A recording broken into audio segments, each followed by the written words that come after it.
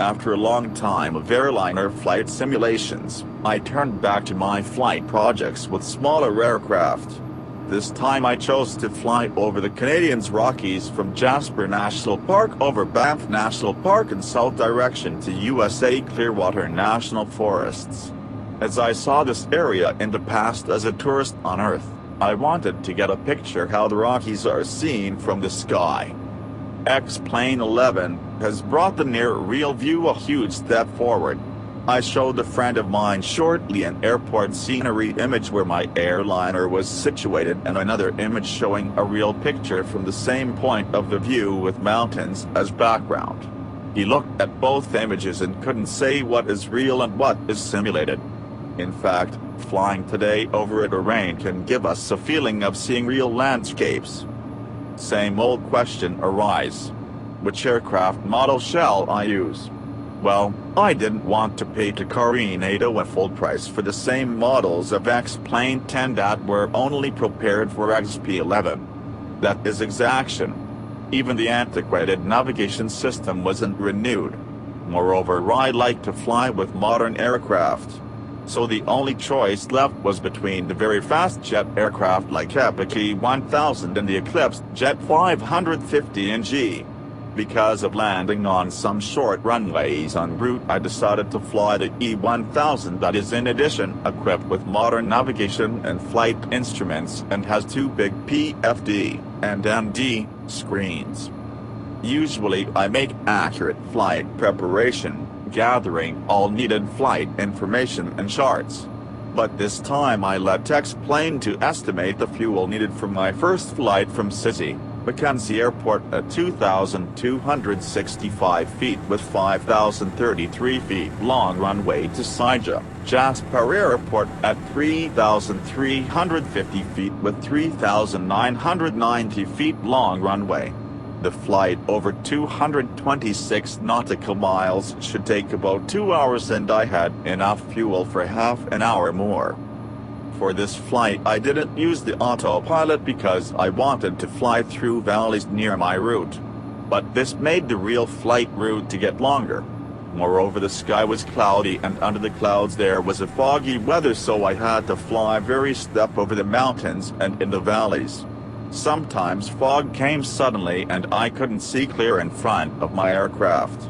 On the other hand, I didn't want to fly over the sky at 15,000 feet because then I couldn't have any landscape view. After reaching the half distance to CYZY, I saw that I got a problem with my fuel amount. It wasn't sure that it will be enough to reach my destination. So I looked for another airport on shorter distance. There was a small airport, McBridge AV4, 30 nanometers in west direction, but looking there I saw the silhouette of very high mountains. I thought maybe there is a valley to land there, but reaching the area I flew over the highest mountains in a thick clouds formation. In this situation I missed the weather radar on board.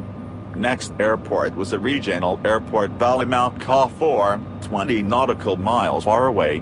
So I programmed my route for new.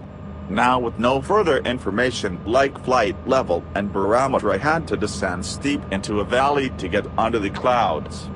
Then I flew around the airport to see the conditions and after a short approach I landed safely. My next flight will be to Jasper Airport CYZY that is not far away, and after a short rest I will continue my flight to Banff CYZY on a 143 nautical miles direct route.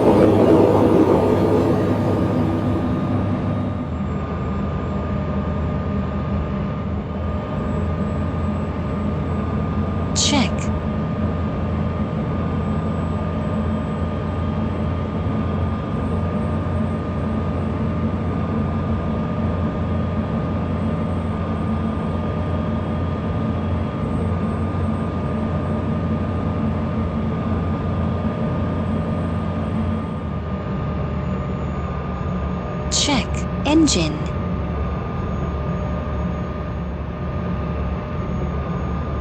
Check engine. Check engine. Check engine.